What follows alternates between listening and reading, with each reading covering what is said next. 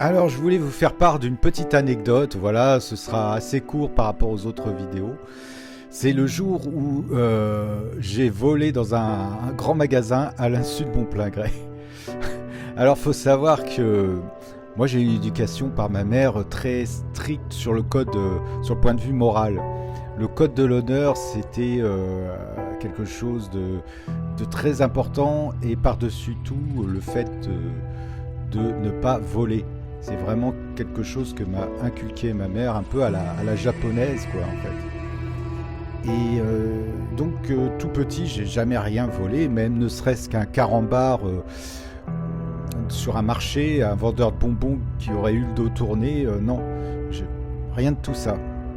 Sauf que une fois, eh ben, quand j'étais étudiant à la fameuse école Sornas, j'avais un camarade de classe qui s'appelait Eric et lui avait l'habitude de voler, notamment dans un grand magasin sur les Champs-Élysées qui s'appelait le Virgin Megastore, une sorte de Fnac qui aujourd'hui a disparu.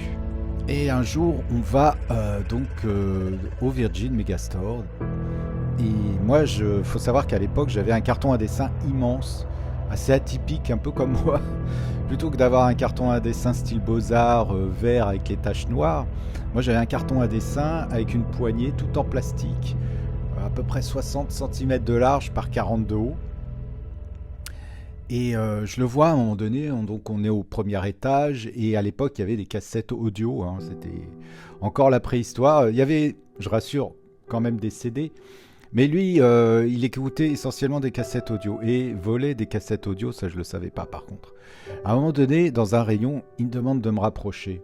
Puis moi, vraiment d'une façon naïve, je m'exécute, je me rapproche de lui, et là il me dit, je comprends pas, il dit vas-y ouvre ton carton. Bon. Et vraiment de façon très naïve, j'ouvre mon carton. Et qu'est-ce que je vois? Il fait tomber une cassette audio dans mon carton, comme ça. Et puis, il continue, il enchaîne une deuxième. Et là, tout de suite, je percute, je me dis, mais mince, mais en fait, je suis complice. Il est en train de me mettre des cassettes dans mon carton à dessin. Et je me retrouve bloqué, parce que qu'est-ce que je peux faire à ce moment-là?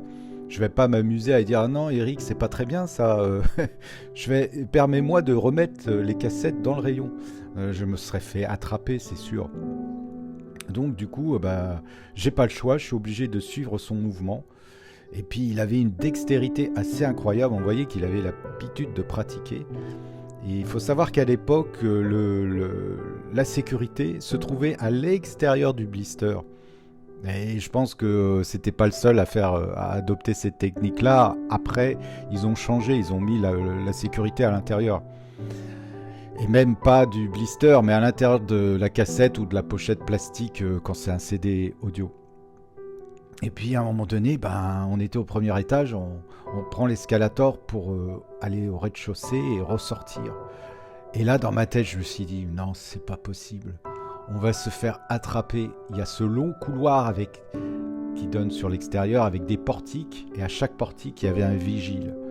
Et puis moi, avec cet immense carton à dessin, nous deux, on ressort sans achat. Je me suis dit, c'est mort dans le film. C'est clair que le vigile va m'attraper et va me dire d'ouvrir mon carton à dessin. Je suis foutu. Je me voyais déjà aller au poste de police. La honte... dans ma famille, surtout ma mère qui serait déshonorée à tout jamais. Donc je traverse le portique et là,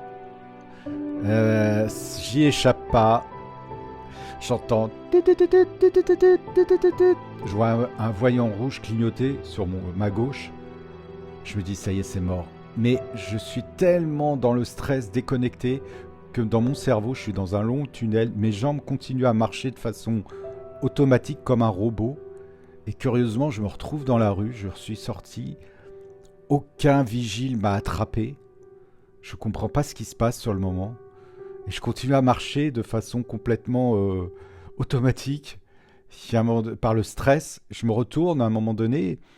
Et en fait, ce qui s'est passé, c'est que, heureusement, la providence a fait que, au même moment où je passais le portique, de façon totalement synchro, sur ma gauche, quelqu'un passait à la même hauteur, et lui a fait sonner le portique. Donc les vigiles ont été le voir lui et m'ont laissé du coup passer.